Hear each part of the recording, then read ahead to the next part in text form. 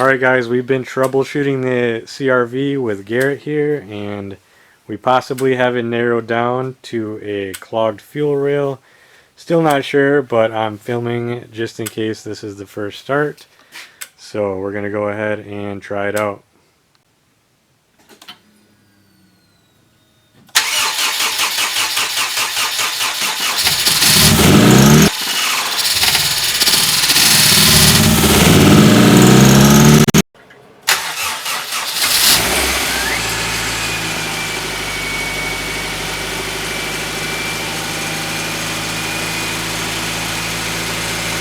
Alright guys, welcome back to the build.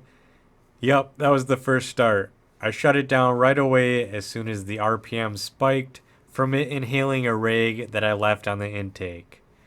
Luckily it didn't go far and I easily pulled it out. Spirits were high and the engine sounded great, but I didn't realize my nightmares were just beginning. Looking under the engine, it was pouring out oil from multiple locations. And after doing a little bit of research on the old Google for common Honda oil leak locations, there's usually three main suspects: the oil pressure sensor, the oil pan gasket, and the rear main seal. I started with the easiest and swapped out the oil pressure sensor, and that seemed to stop part of the leak, but there was still oil coming out near the flywheel area. This second leak ended up throwing me completely off track and running around in circles. However, we'll come back to this problem later as I had a chance to work on other things while waiting for parts and RTV to cure. So let's get into it. In order to get this car back on the road, all systems must be functioning. So I'm filling the power steering reservoir for the first time, and I'm going to bleed it.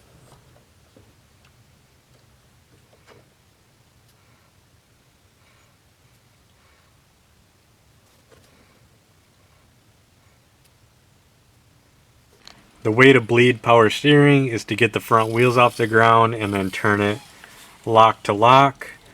So I'm just going to do that a couple times while it's off.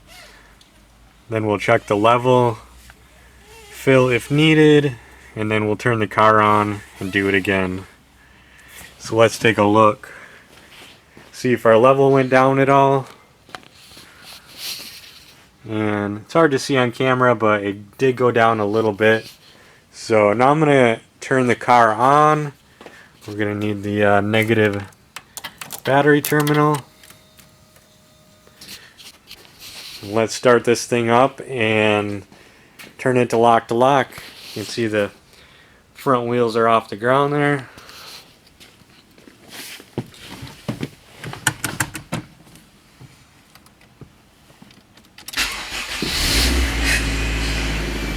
And I did just put that belt on the power steering, so who knows what's going to happen. Sounds like it's making a noise already.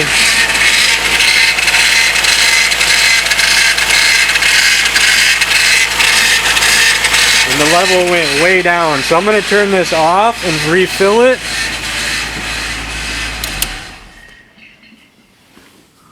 That noise, I'm guessing, is because I just let it go too low. So let's get some more fluid in there and try again. Alright, that emptied the reservoir pretty quickly. I have it filled back up. Let's try again. Definitely sounding a lot better.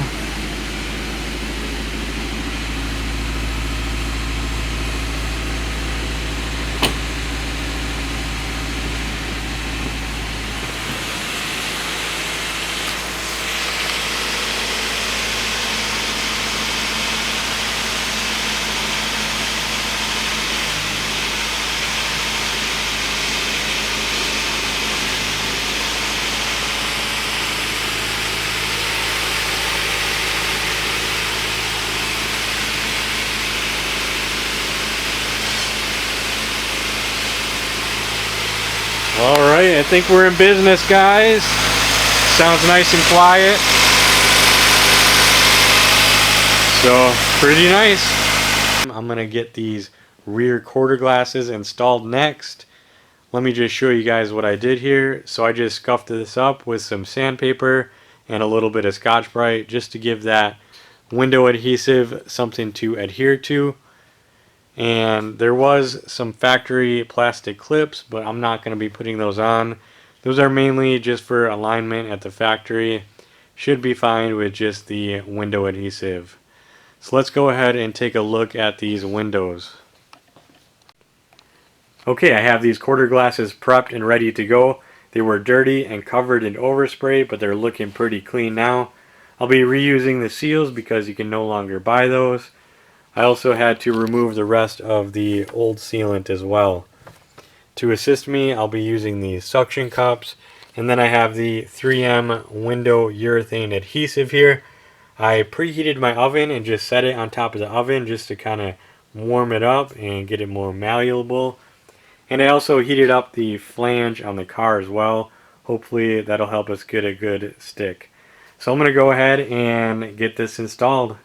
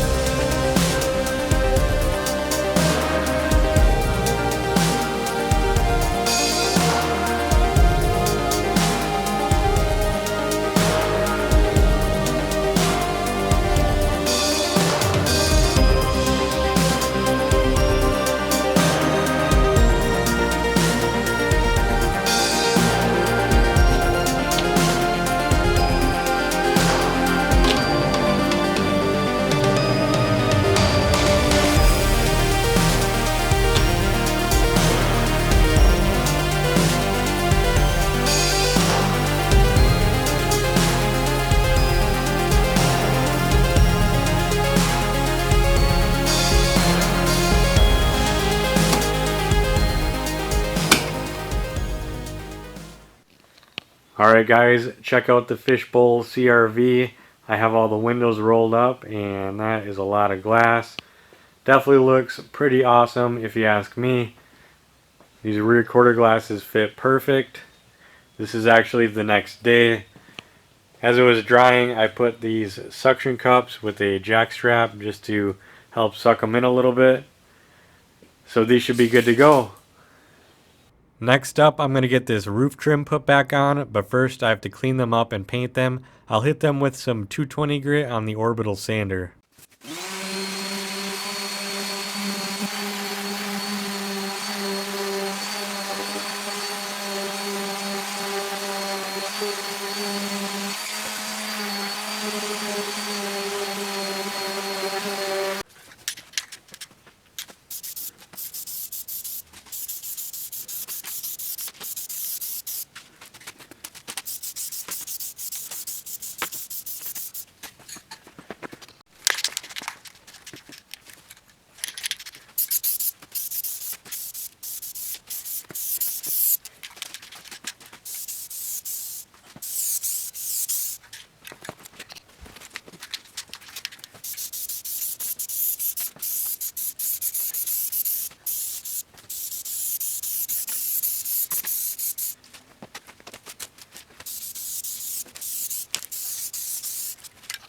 Alright, so I thought I might get away with just a couple coats of that satin black, but it didn't turn out too good. So I'm going to let this cure overnight, resand it, and hit it with flat black. In the meantime, I'm going to work on this front crash bar here. I'm not going to do much prep work on it. I'm just going to hit it with flat black so it's one color. I'd like to add a winch at some point, so at that time we'll make it look a little nicer. But for now, let's just get it one color.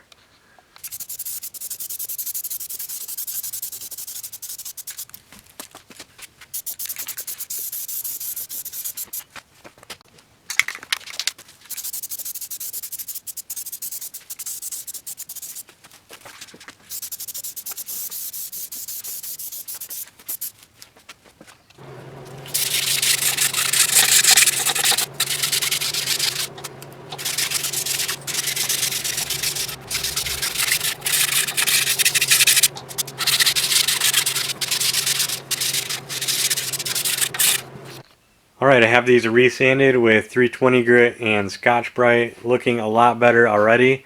So now I'm going to hit it with the final top coat of flat black.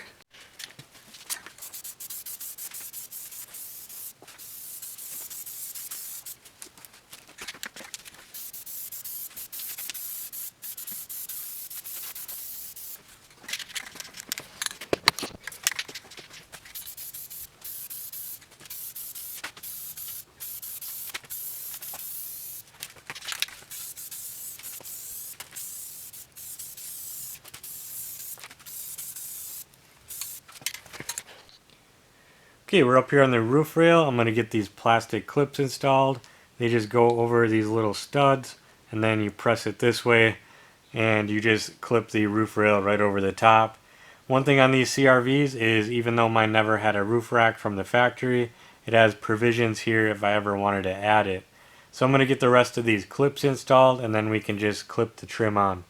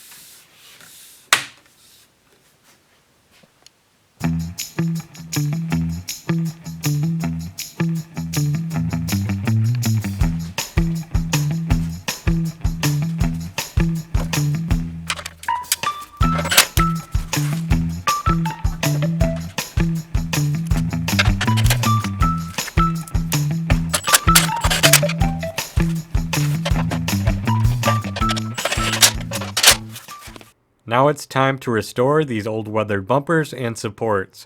I'll leave this metal support silver since the paint is still in pretty good condition, and this rear support is going to get spray bombed. These bumpers have a pretty good layer of filth on them, but I cleaned this test area and it seems to come off okay.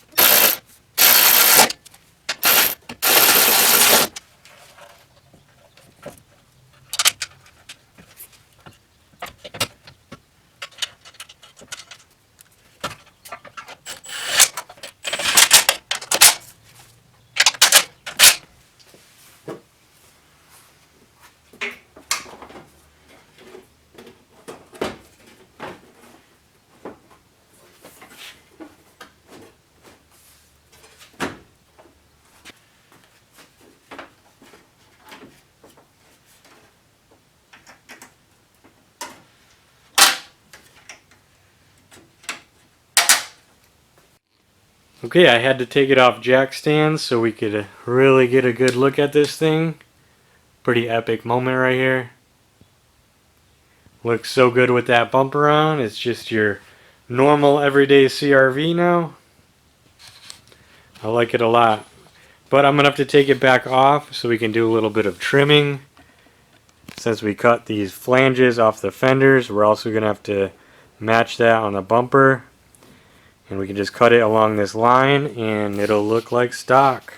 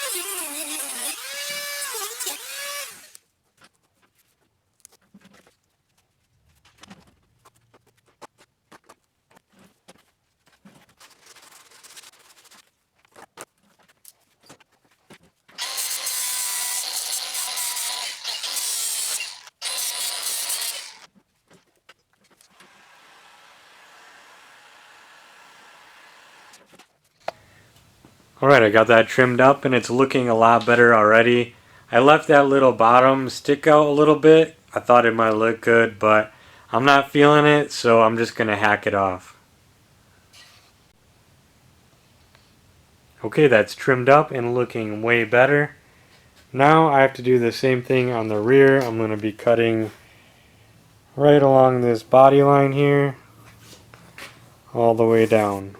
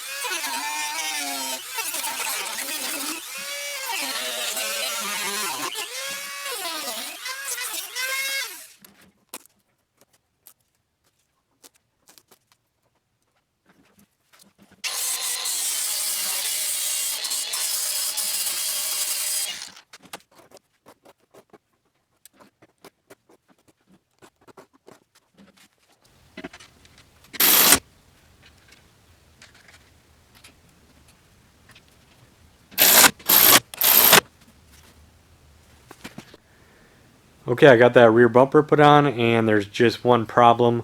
When I did all the bodywork back here, I cut off all the mounting points for this outside edge here. What I'm going to do is just use a self-tapper and screw it up into the body here, which means I'm going to have to take these rear wheels off so I can drill it in straight. Alright guys, since I have these wheels off, I'm going to raise up these coilovers 1 inch, and not too long after I post this video, I'm going to be doing a full review video on these once we can get them on the road and test them out, so keep an eye out for that.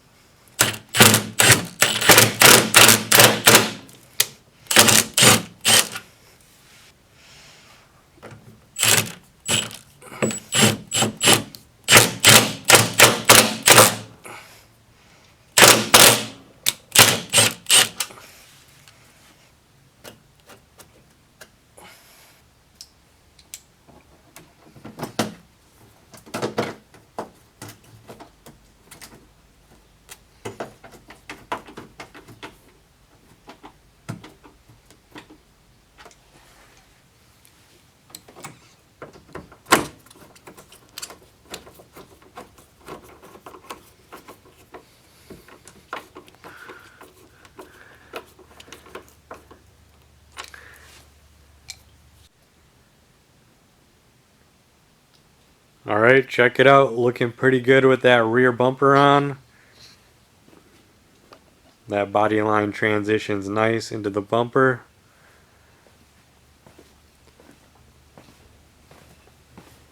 Those self-tappers worked out pretty good.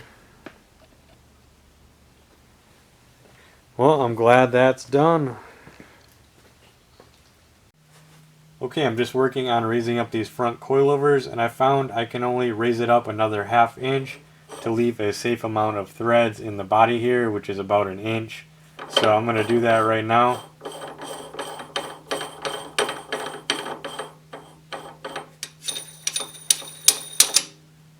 Alright, let's take a quick break to do a couple product reviews here. I reached out to the companies that sent me stuff last time and asked them if they had anything they wanted to feature in this video, and this is what they sent me. We have the AVAPOW Jumpstart Pack and also the AUXITO LED lights. So we're going to take a quick look at these, starting with the AVAPOW. Okay, let's check this thing out. I already had to open it once to charge it. So the one thing I like about AVAPOW is their cases. So this is what they sent me last time, this tire inflator, and you can see it as that same style case, which is pretty cool to see that across the brand. Let's open it up. And the first time I opened it, I was like, wow, the design of this is pretty neat. It's got a little handle carrying case. It's got all your outputs on the side for USB, Type-C, and a DC output. And then to turn it on, it's got 3 bars right now. If you do a long press, it turns on the flashlight. Short press cycles through all the different modes. And now it's off again. The other stuff in here would be your leads to connect to the battery and USB-C cable. Let's see what else here. It's also equipped with a force start function. It's got 6,000 peak current amps. You can use it as a power bank as well. And that is pretty much it. So we're going to test this out on a dead car and see if it works. And one thing I just noticed as well is it has this cigarette style adapter for the DC output. So that's pretty cool. Alright guys, my poor Subaru is the test guinea pig for all these jump packs. I left all the lights on and killed the battery, and as you can see, it's completely dead. I'm going to put on the AVAPOW jump pack and we're going to test it out.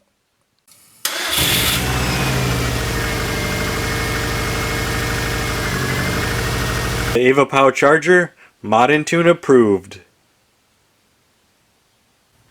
Okay, let's check out these AUXITO LED lights. They come with these nice white gloves for handling, some zip ties, the manual. These are the H49003 model number, which is a pretty common model number. You might recognize it. The specs are 24,000 lumens, 6500K white, and they have this nice all aluminum body. We're going to get these installed on the car and check out the light output.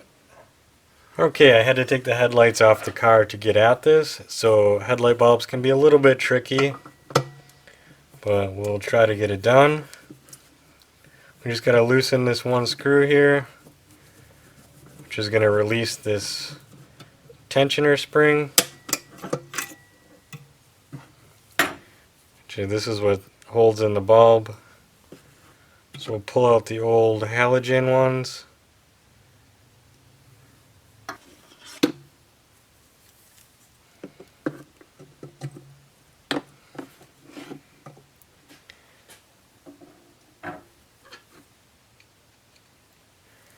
Okay, we need a screwdriver with a magnetic tip on it to get that screw back where it needs to be.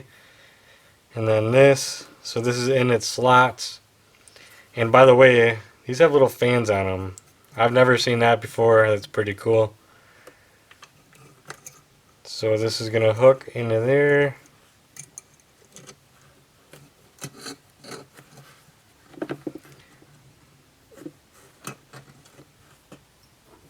And then I'm going to have to hold it down with this screwdriver, which you're probably not going to get this the first time.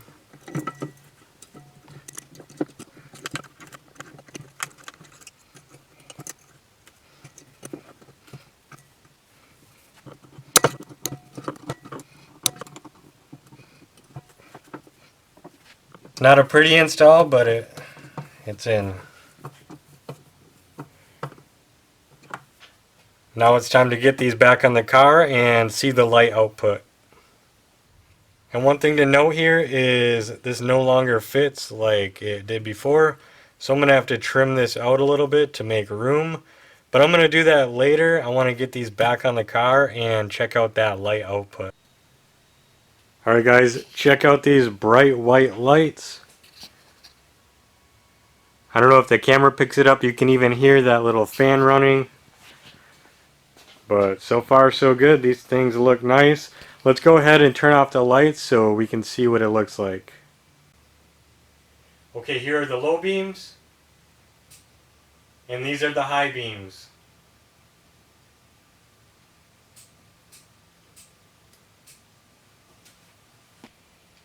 And here is the light output. Not really a great test in the garage here, but it looks pretty bright to me, and I'm really happy with these lights. Thank you to AUXITO for sending them to me.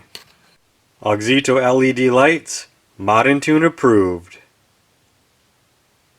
We have some details to take care of. I'm gonna get these other parts painted, like the spare tire cover here. We're gonna have to get this prepped. It's got some damage here. And then we have the rear garnish, which I'm gonna have to get painted and prepped as well. This thing is gonna look really cool on there. And then a big problem with these is the mounting tabs are all broken off, as mine is. So we're just gonna have these little brackets here that are gonna replace those. I'll just have to contour them a little bit with the grinder and super glue them on. Then we'll be good to go. So I'm gonna go ahead and start doing that.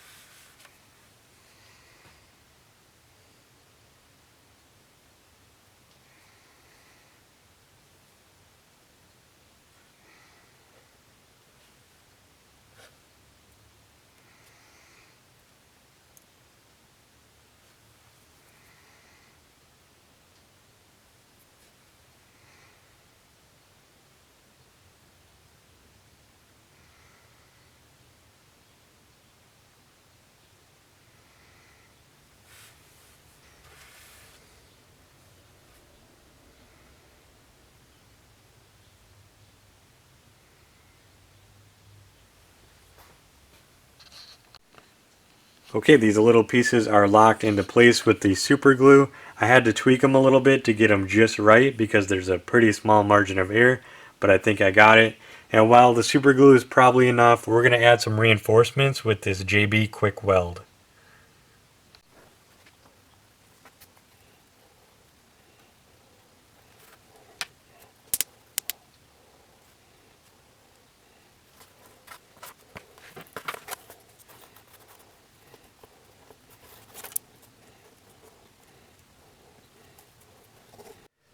Alright guys, I went ahead and got that JB Quick Weld applied, and between that and the super glue, these things are not going anywhere.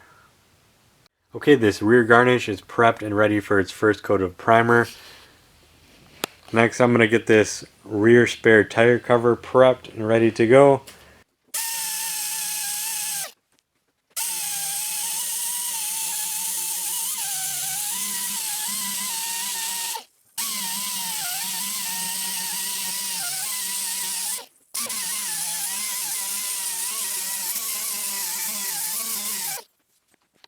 Okay, just getting ready to prime these. I'll give you a quick look at the prep here. I didn't go too crazy, just scuffed it up really quick. Hit any of the deep gouges with some sandpaper and we'll call it good.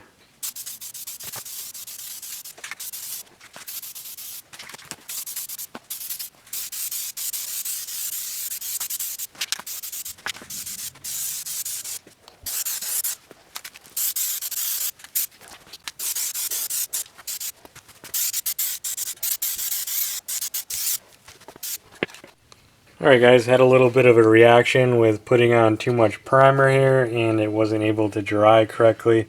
So I'm going to go back through and sand these down and re-prime it. And the spare tire cover. This thing is looking way nicer already. Still a few artifacts from that Honda logo. So I'm going to sand this one down too and it's going to get another coat as well. Alright guys, I'll just give you a quick look before I prime this again. I'm going to do all that off camera. I'm sure you've seen enough B-roll of me priming stuff. So I'm going to go ahead and get that done. Alright, I'm done with the primer step. It turned out pretty good. It's like 95% of the way there, but that extra 5% would take me a lot of time. And I think it looks pretty good as is, so we're just going to call it good. And then we have the spare tire cover here. This turned out pretty nice as well. Still has a few imperfections, but it is what it is. The next step is I'm going to be putting this color coat on it of satin peacock blue, just so I can conserve my expensive base coat clear coat in a can here. So that should cover it a lot easier. And I think this is going to look pretty good.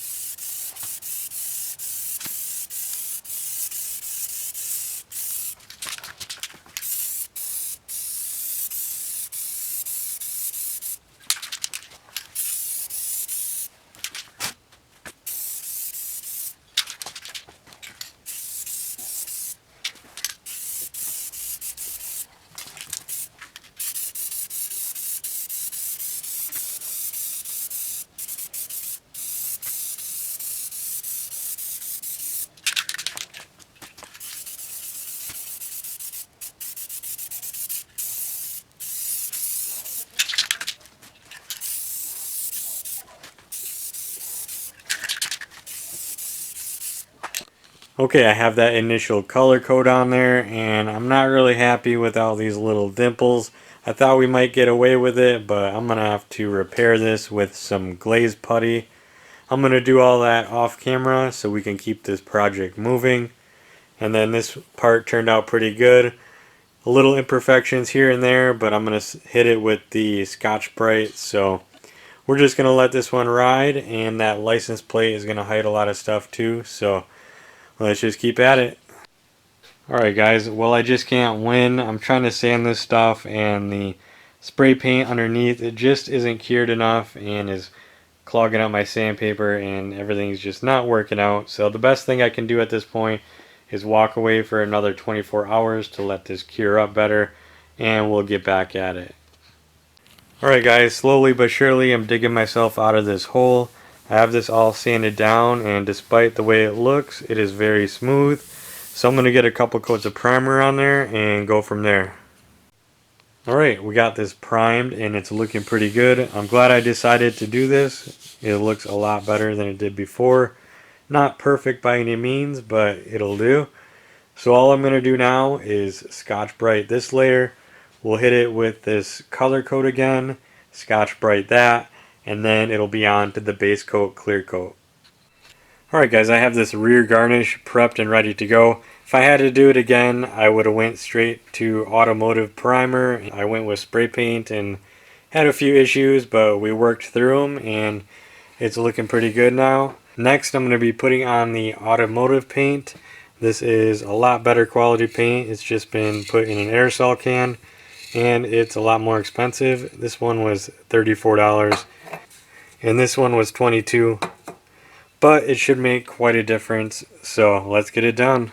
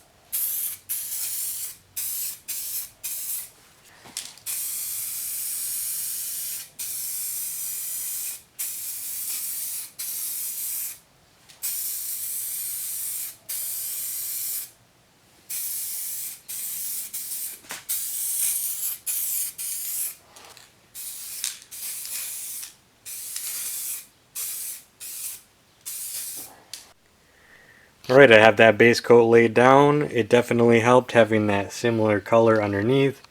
Now it's time for clear coat.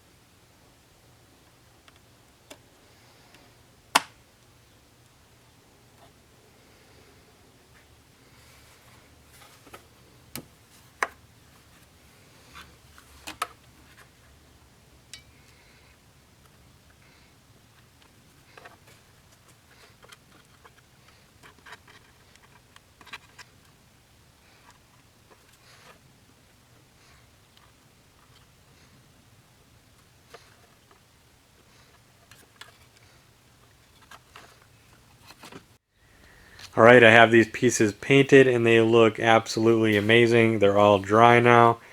Definitely lots of little imperfections here and there, but given the circumstances, I think they turned out pretty dang good. Very dirty garage and less than ideal weather conditions.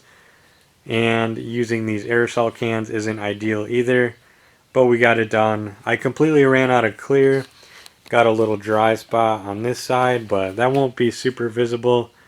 And then this rear garnish is looking great. This paint actually covered up a lot more of those imperfections than I thought it would. And I also put the logo back on. When I took it off, I had to cut off all the pegs because they're being held on by these very stupid clips here. So I just used some double-sided tape and then I put some hot glue on what was left of those pegs. So that should be locked in there nice and solid. So now I'm going to go ahead and get these on the car.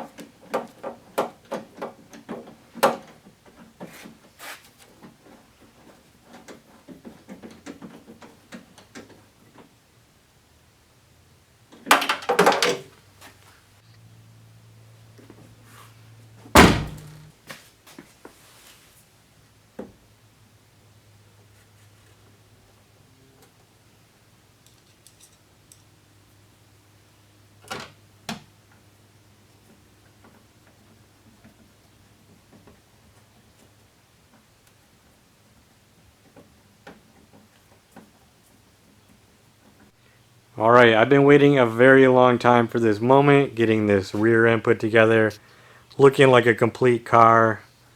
This definitely looks awesome. This clear coat is super dry in this area, but not a huge deal. Something you can always come back to, but it looks just fine to me. There we go, another thing done. And now for the cherry on top.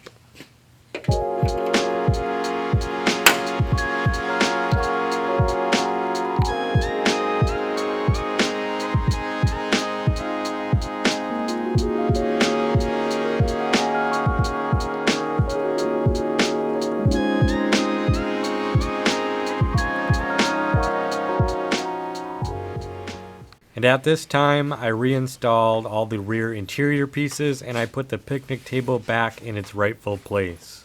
I didn't film the install, but here's some B-roll for you.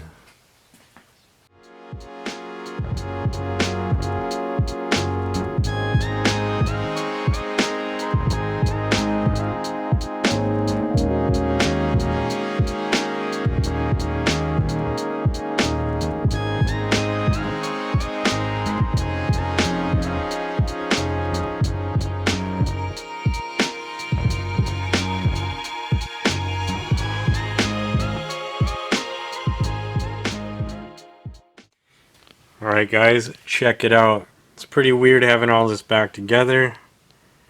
Looks just like a normal car. Now, back to the dreaded oil leak.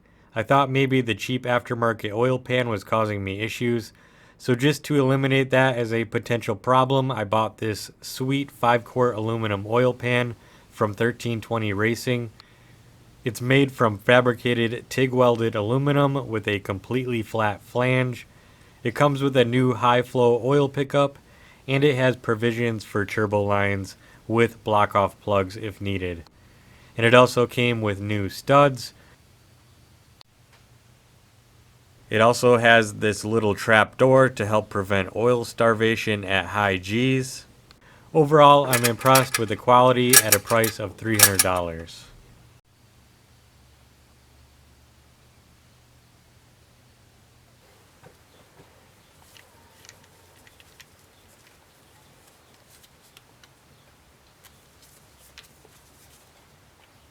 After a lot of messing around with different oil pan gaskets, I ultimately went with something a bit unconventional.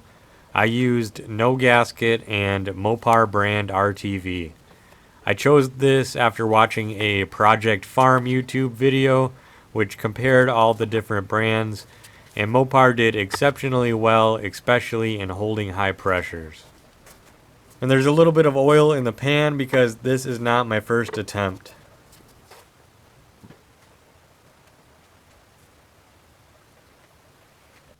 And this is what the final application looks like. Before I can install the oil pan, first I have to swap out this oil pickup tube. It's pretty easy, just a few bolts.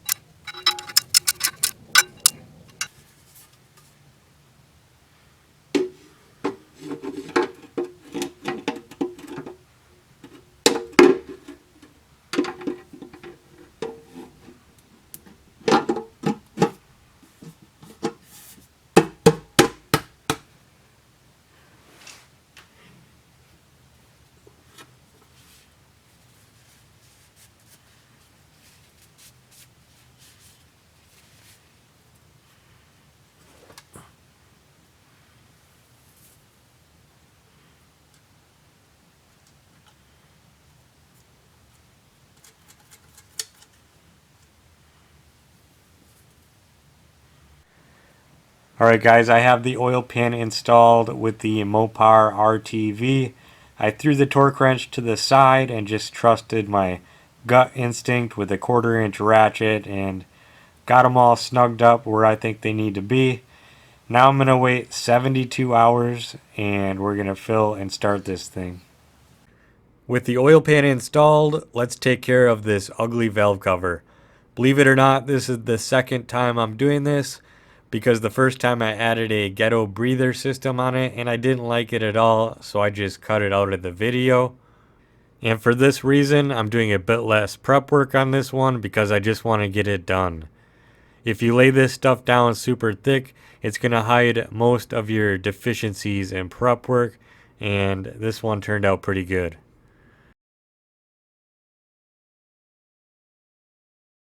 And here's what it looked like right before painting. And what I learned from last go around is to get your letters completely polished before painting. It'll make it a lot easier after. And here's the final result. It's almost indistinguishable from the one I did previously, where I did a lot more prep work. And the only imperfection being self-induced from bumping it with the tool I was using to scrape the paint off the letters.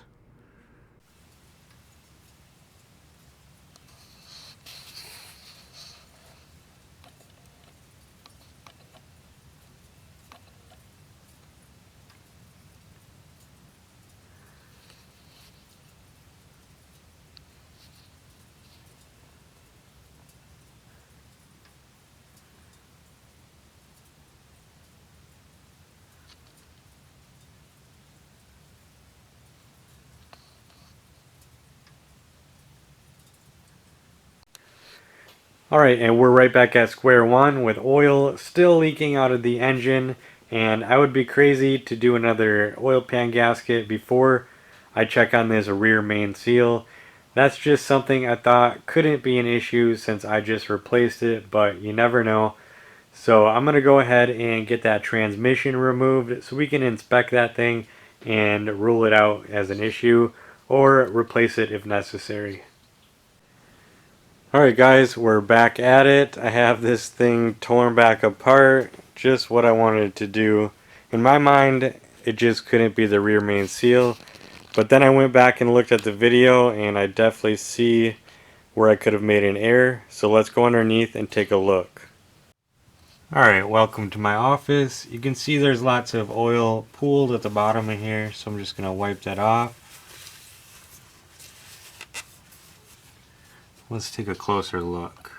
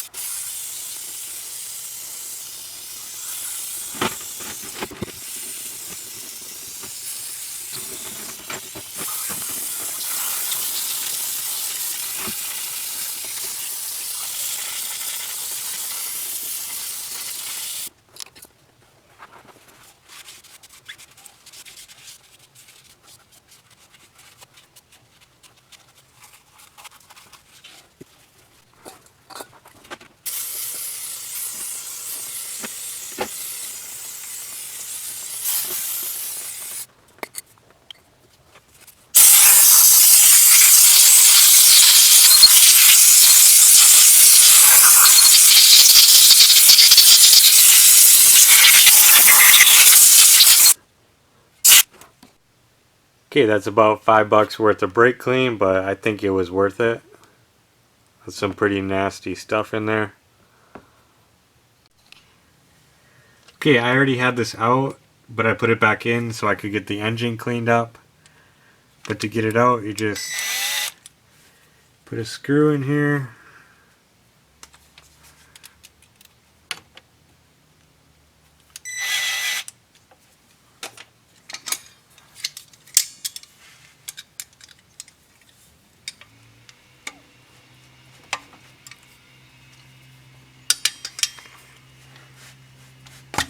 Just pop it out like that. Okay, sometimes I get a bit carried away with the project, and this one's no different. I thought I could possibly improve on the normal seal driver by adding this guide piece to help hammer it in as square as possible, something that I could possibly sell online.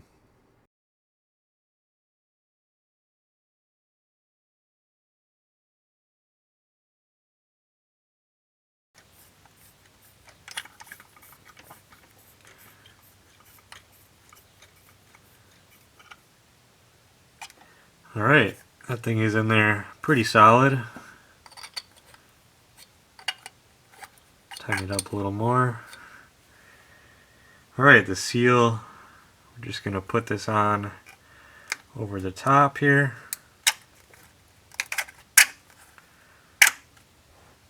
Okay, that's all the way down. Alright, let's give this a try.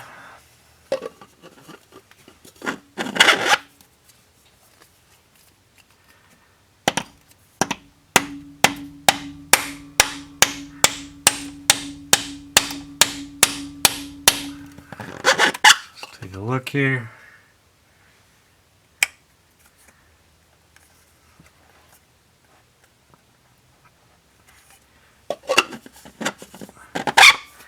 Okay, I'll hit it a little bit harder.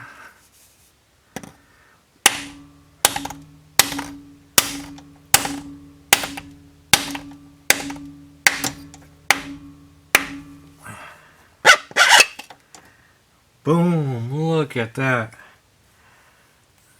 Now that is a good install right there. Alright, check this out. So this whole area is kind of not seated correctly.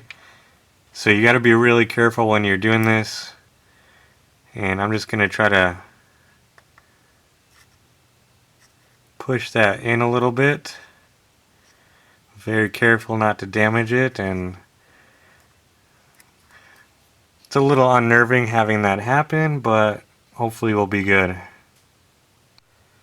Alright guys, I got that edge tucked in, and I am super paranoid about that leaking again, but there's not much I can do at this point.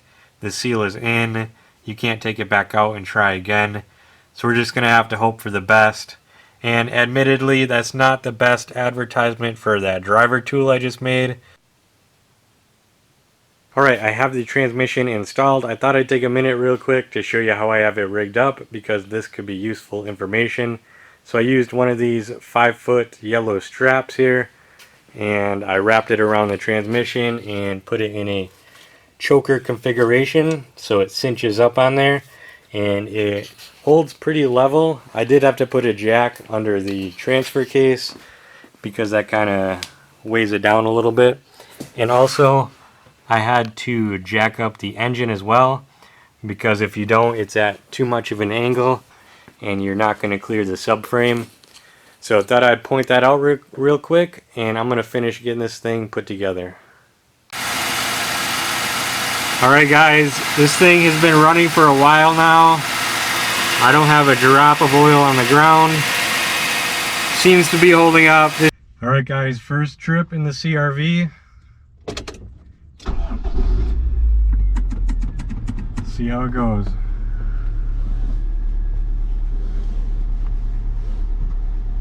Well, I don't even have seat buckles. That's nice.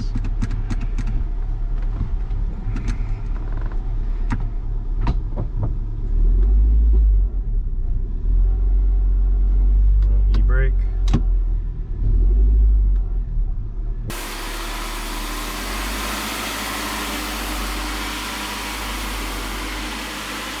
This is the craziest thing. We have brakes.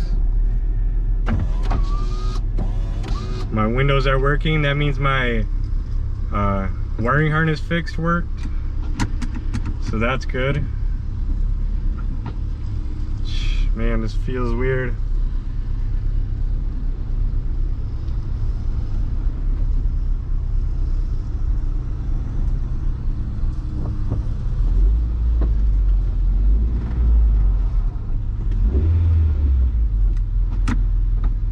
First gear.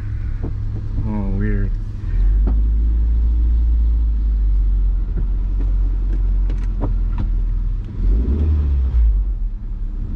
We're literally shifting gears.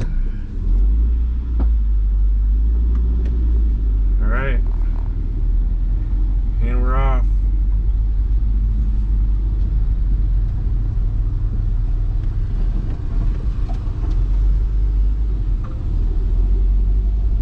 We are driving down the road, people.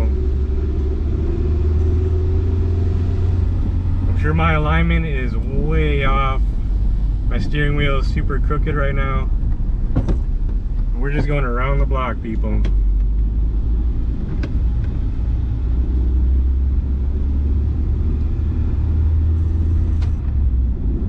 Second gear, clutch is working.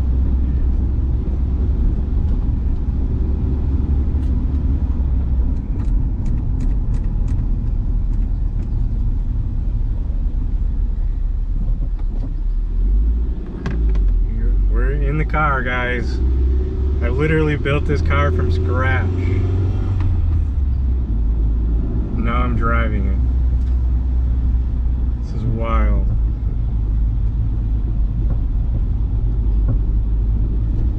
And we're already coming back.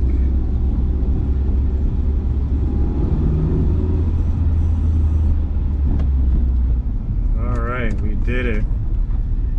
Maiden voyage complete. I was gonna do this a month ago, but it's better late than never. Pulling back into the garage. First successful trip. Didn't get stuck or stopped or shut off. It's idling really low. Temperature is normal. So I'm going to shut this off. We'll check for leaks, tighten the suspension. All right.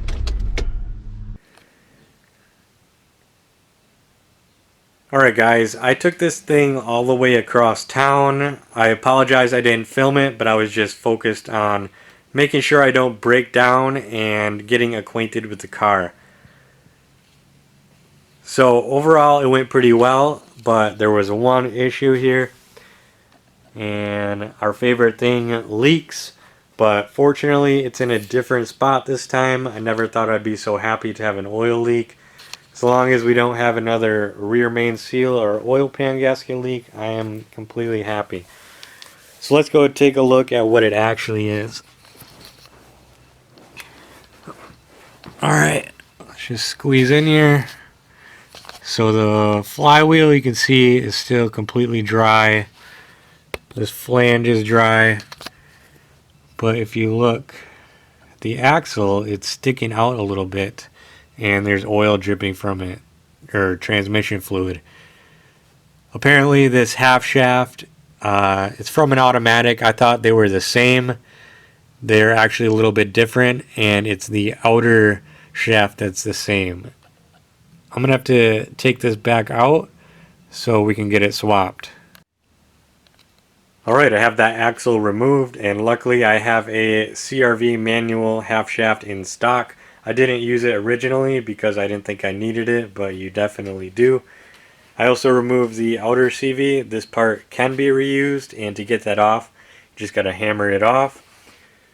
So these are lined up on the table, so we might as well just take a look at the difference here. I put a bolt in there to line them up properly.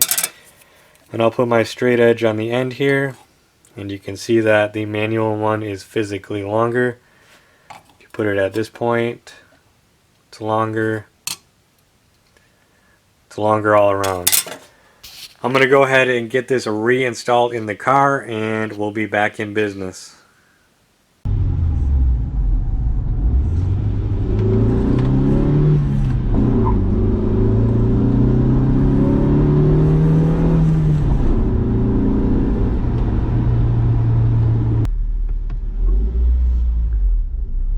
Alright guys, so I gotta get some footage to wrap up this video.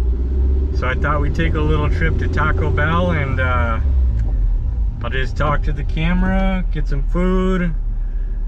I'll find somewhere to take a couple pictures, and we'll call it good.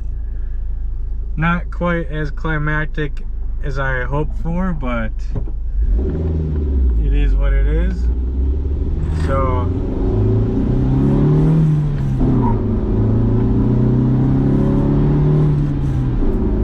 the CRV is running good.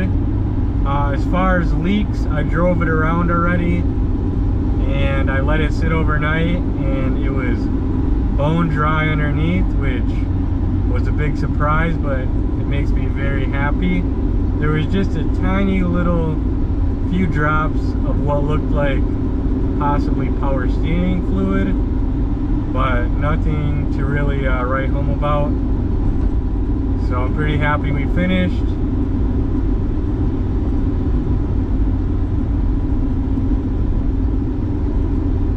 But overall, I don't even know what to talk about.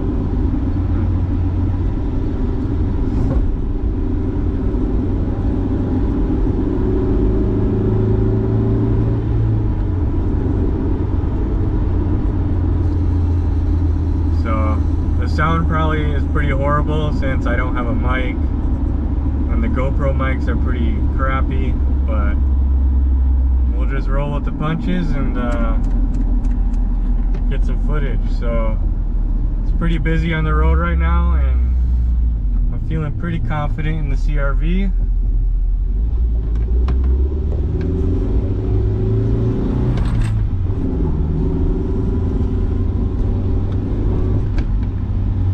Still blows my mind that we converted this from an automatic to a manual.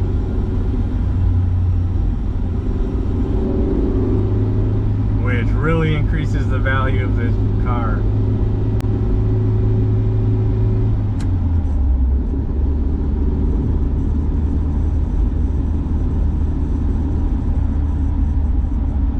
But yeah, guys, I guess I'll take a minute to tell you guys to like and subscribe.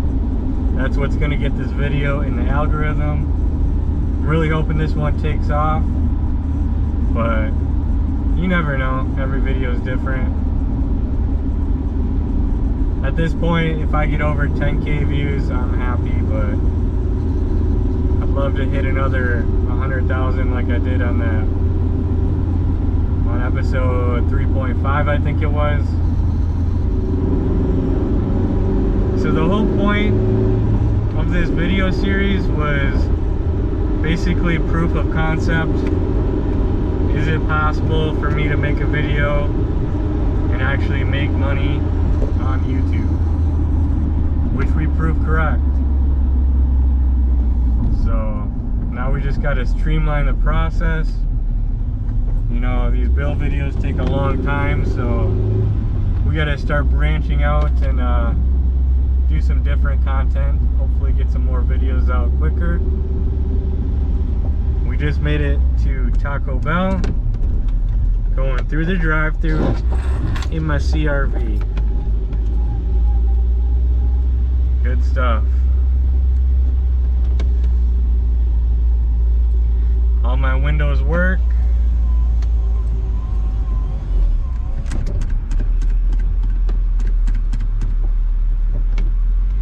Hey, Patricia, Taco Bell, you ordered my what? Can I get the crispy nugget combo 10-piece? Any dipping sauce? Could I get one of each? And then a Baja Blast to drink. And that'll be it.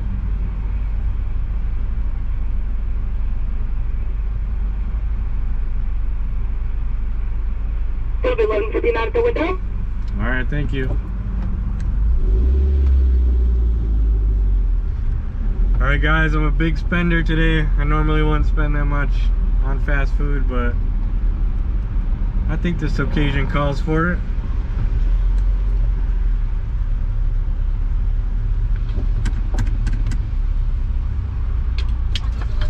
There you go.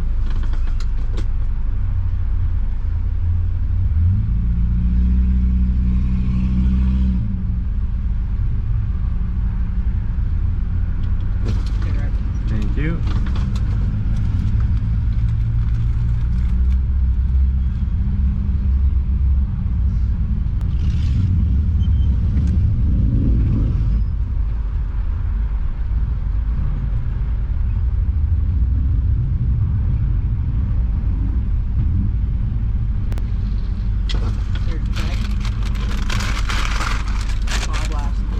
Appreciate it.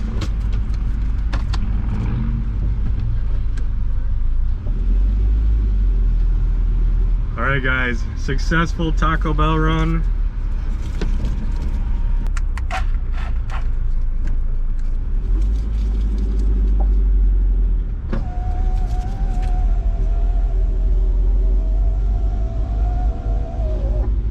I'm really bad at marketing my own products, but the CRV cup holder is money.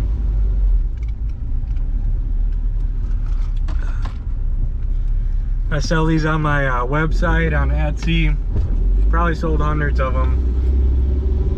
And I've actually never got to use it myself because my CRV's been down the entire time. So this is the first time using my cup holder. This is an older model. It's not quite as tall as my newer ones, but that's pretty slick.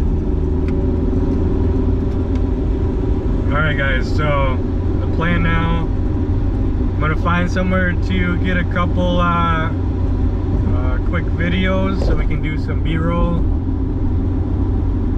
I definitely wanted to do way more, like drone footage and find a nice location and all that, but time just doesn't permit. So we'll just go to this one spot I know, hop out the car, take a couple photos, and then I can go back home and eat my Taco Bell. So that's the plan.